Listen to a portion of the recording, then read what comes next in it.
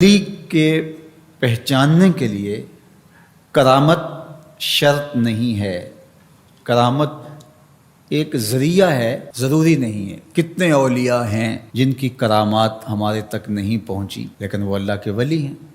سب سے بڑے ولی اس امت کے صحابہ تھے، ان میں سے کتنے کی کرامات ہمارے پاس پہنچی ہیں لیکن ہم انہیں اللہ کا ولی مانتے ہیں۔ تو یہ کوئی شرط نہیں ہے، شرط ایمان اور تقوی ہے، اور باقی احادیث میں مختلف ان کی علامتیں بتائی گئی ہیں۔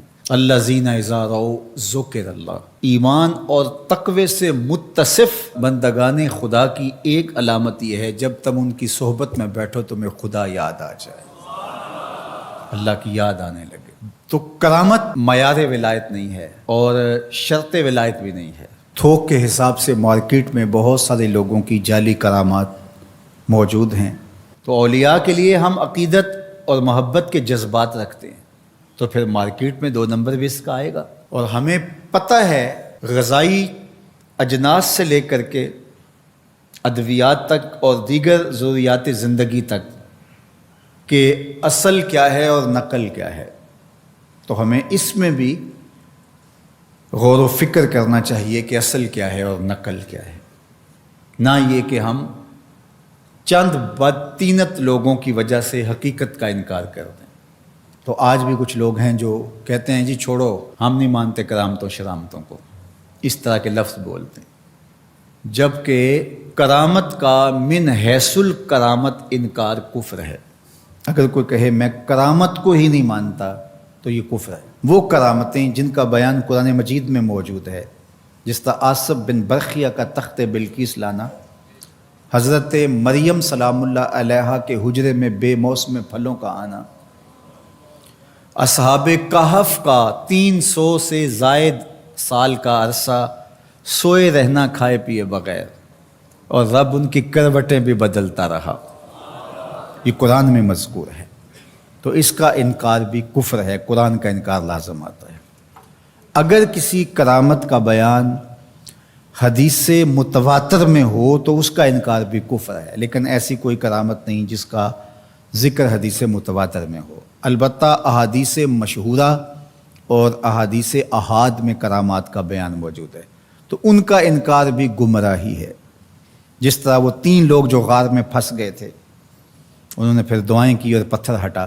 جریج کا واقعہ موجود ہے، صحابہ کی کرامات موجود ہیں، حضرت عمر کے رکے سے دریائے نیل کا چلنا، اس طرح جو مسلمہ بزرگ ہیں ان کی کرامات کا انکار کرنا محرومی ہے۔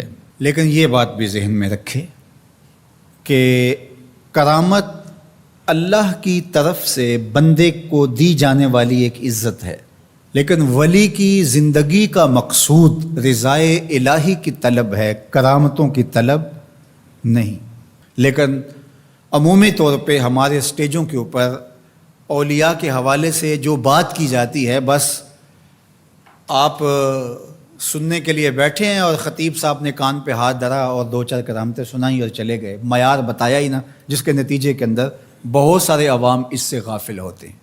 میں اللہ کا شکر ادا کرتا ہوں کہ ہم نے ہمیشہ اس بات کا التزام کیا ہے کہ لوگوں کے سامنے پوری تصویر رکھیں، کیونکہ مجھے اس بات کا احساس ہے کہ آپ لوگ کتنی محنت کر کے کہاں کہاں سے چل کے آتے ہیں، پورے پاکستان میں بلکہ پوری دنیا میں ہم جہاں گئے ہیں، ہمارے سامنے جو لوگ آ کے بیٹھتے ہیں زیادہ تر طبقہ باشعور لوگوں کا ہوتا ہے، تو پھر ہماری ذمہ داریاں اور زیادہ بڑھ جاتی ہیں کہ ہم جو ہے وہ ان کے سامنے وہ بات کریں جو بات کرنی چاہیے۔ اس منبر سے آپ کو وہ چیز نہیں ملے گی جو عوام کی ڈیمانڈ ہوگی، وہ چیز ملے گی جو عوام کی حقیقی ضرورت ہوگی۔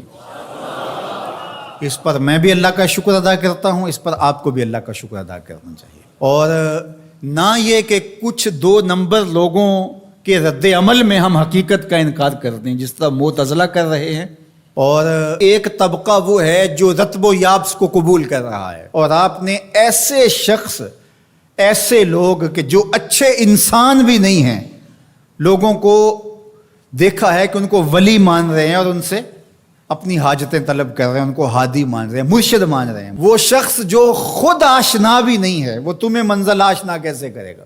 میں کتنے لوگوں کو جانتا ہوں جن کو فہم دین ہی میسر نہیں ہے. یہ میں ان لوگوں کی بات نہیں کر رہا جو منہ دراز ہیں اور بالکل ننگ دھڑنگ ہیں، ان کی بات نہیں کر رہا. جو بظاہر حلیے میں بھی ہیں ان کا فہم دینی ناقص ہے. کتنے ایسے علماء کو جانتا ہوں ان کی توحید کا تصور ناقص ہے.